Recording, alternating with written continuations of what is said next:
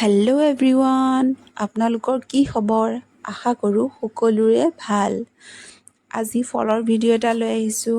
Jack fruit, কেঁচা আৰু পকা কঁঠাল কোনে কোনে খাই ভাল পায়? এয়া হৈছে ড্ৰেগন ফ্ৰুটৰ গছ আৰু ফল।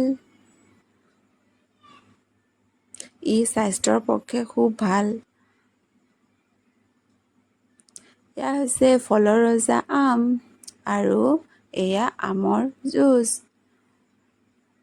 আৰু এয়া হৈছে বাঙি, যাক মেলন বুলি কোৱা হয়, আৰু লিচি, লেচু, লেটেকু, যাক আমি বাৰ্মিজ গ্ৰেপছ বুলি জানো,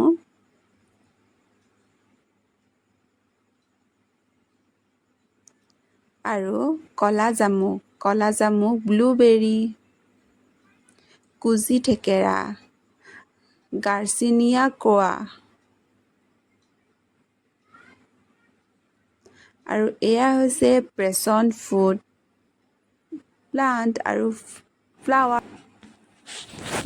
এয়া হৈছে আমাৰ ঘৰৰ অসমীয়া মানুহৰ সকলোৰে বাৰীত পোৱা এবিধ ফল, মধুৰিআম, যাক আমি গুৱাভা বুলি কওঁ।